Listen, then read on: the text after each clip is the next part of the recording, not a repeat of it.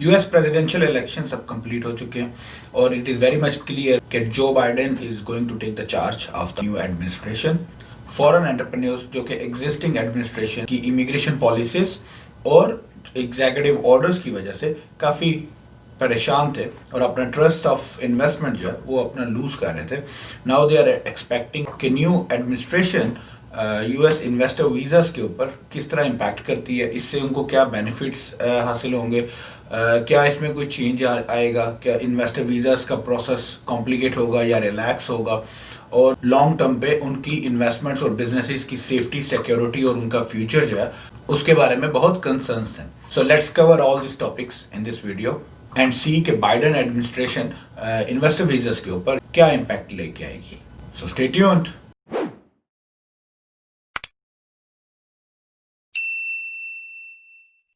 Assalamu alaikum. My name is Rahil Sheikh and I'm a business consultant based in Virginia, USA.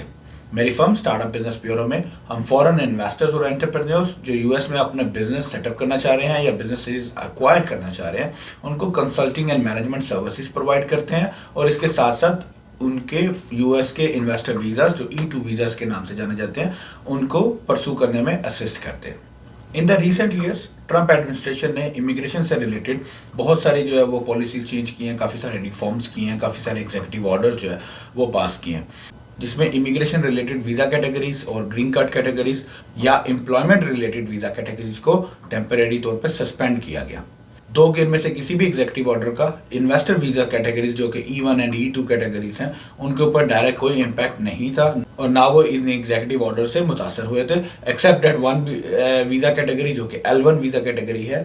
उसके अलावा किसी भी investor visas को इन executive order से कोई मेजर डिफरेंस जो है वो नहीं पड़ा। बट इसके बावजूद बहुत सारे फॉरेन इन्वेस्टर्स, एंटरप्रेन्योर्स, बिजनेसमैन वो लोग अपना कॉन्फिडेंस और अपना ट्रस्ट जो है वो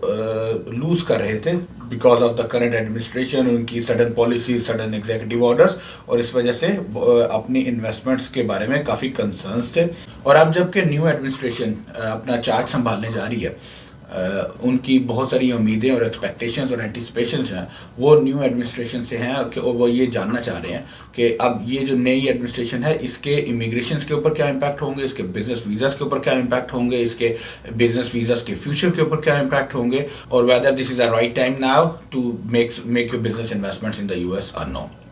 सो for all those who are expecting and waiting कि न्यू एडमिनिस्ट्रेशन आने के बाद E2 वीज़ाज और E1 और E2 वीज़ाज जो बिजनेस वीज़ाज हैं इनके ऊपर कोई मेजर चेंज आएगा या इनके ऊपर कोई इम्पैक्ट आएगा, तो then here is a good news for you कि US E1 E2 business visas, treaty visas, इनके ऊपर बहुत ज़्यादा मेजर इम्पैक्ट एक्सपेक्टेड नहीं है even with the new administration, because in the previous administration also investor visa category को बहुत ज़्यादा इम्पैक्ट या टच नहीं किया गया। तो इन जनरल हम क्या एक्सपेक्ट कर सकते हैं, एंटिसिपेट कर सकते हैं न्यू एडमिनिस्ट्रेशन से, E2 वीज़ा से रिलेटेड उसमें चंद इंपॉर्टेंट पॉइंट्स हैं उनको डिस्कस कर लेते हैं। सबसे पहले काफ़ी कॉमन मिसकंसेप्शन है कि नई एडमिनिस्ट्रेशन आने के बाद वीज़ा अप्रूवल्स जो E2 वीज़ास है उनके अप्रूवल्स में कुछ कन्वीनियंस आ जाएगी या उनके अप्रूवल्स का प्रोसेस जो है वो रिलैक्स हो जाएगा। तो उनके लिए ये बात जानना ज़रूरी है कि वीज़ा प्रोसेसेस जो है वो एज इट इज़ रहेंगे और वीज़ा प्रोसेसेस उनके अपना जो क्वालिफिकेशन क्राइटेरिया है उसको मीट करना उतना ही इम्पोर्टेंट है जितना आज से पहले था। तो अप्रूवल प्रोसेस में, अप्रूवल कन्वीनियंस में कोई मेजर डिफरेंस एक्सपेक्ट नहीं किया जा सकता बिकॉज जो बिजनेस क्राइटेरियाज हैं वो सब मीट होने ज़रूरी हैं। दूसरा कंसर्न आता है कि इन्वेस्टमेंट कैटेगरीज जो हैं उसमें कोई डिफरेंस आएगा या इन्वेस्टमेंट्स अमाउंट जो सब्सटेंशियलिटी ऑफ इन्वेस्टमेंट्स क्लॉजेस हैं उसके ऊपर कोई डिफरेंस आएगा, तो उनके लिए भी ये जानना ज़रूरी है कि इन्वेस्टमेंट कैटेगरीज के ऊपर भी कोई ज़्यादा चेंज एक्सपेक्टेड नहीं है because investment category is anyways E2 visas के लिए कोई मिनिमम थ्रेशोल्ड नहीं है और आपकी इन्वेस्टमेंट आपके बिजनेस मॉडल से डायरेक्टली कोरिलेट करती है और ये कोरिलेशन, ये सब्सटेंशियलिटी जो है ये एज इट इज़ कंटिन्यू करेगी और इसमें कोई एक्सपेक्टेड चेंज नहीं है। और ना सिर्फ इन्वेस्टमेंट से रिलेटेड बल्कि ओवरऑल जनरल क्वालिफिकेशंस जो हैं, जिसमें आपके एम्प्लॉयमेंट कैटेगरीज हैं, आपके नंबर ऑफ स्टाफ रिक्वायर्ड, या इन्वेस्टमेंट्स, या नेचर ऑफ बिजनेसेस, उनमें से किसी भी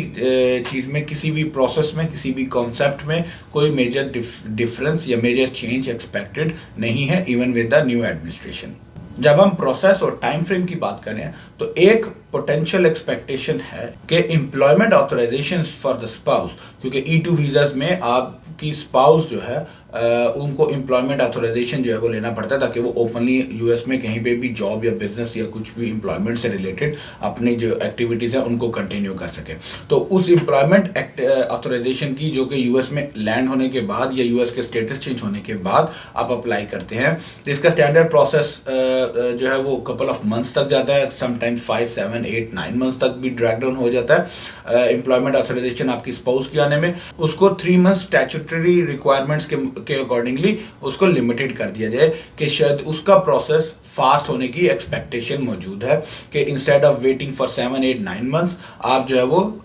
3 महीने के मिनिमम जो टाइम पीरियड है उसके अंदर आप अपना एम्प्लॉयमेंट ऑथराइजेशन जो है वो ऑब्टेन कर सकें। तो इन जनरल E2 और E1 वीज़ास, बिजनेस वीज़ास, इनके ऊपर नई एडमिनिस्ट्रेशन में कोई ज़्यादा मेजर एक्सपेक्टेड चेंजेस नहीं हैं।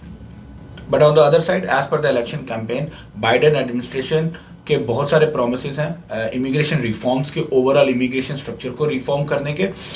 तो उसमें हम लोग काफ़ी एक्सपेक्ट करते हैं कि डिफरेंट जो वीज़ा कैटेगरीज हैं या ग्रीन कार्ड कैटेगरीज हैं उनमें कुछ रिफॉर्म्स जो है वो शायद आगे कुछ आने वाले वक्तों में, जब न्यू एडमिनिस्ट्रेशन अपना चार्ज टेक ओवर कर लेगी, तो वी कैन एक्सपेक्ट कि हमें कुछ जो है वो रिफॉर्म्स देखने में मिलेंगे, और उसमें जो है वो इमिग्रेशन से रिलेटेड काफ़ी सारी न्यू पॉलिसीज़ और रिलैक्सेशंस जो है वो एक्सपेक्टेड हो सकती हैं। और इसके साथ साथ जो मुस्लिम बैन है उसको रिमूव करने का जो है वो नई एडमिनिस्ट्रेशन का काफ़ी प्रॉमिस है, एंड वी एक्सपेक्ट कि मुस्लिम ट्रैवल बैन जो है वो USA से रिमूव हो जाएगा। तो इन जनरल ये आपका ओवरऑल जो है वो सिनेरियो है कि नई एडमिनिस्ट्रेशन आने के बाद बाइडेन एडमिनिस्ट्रेशन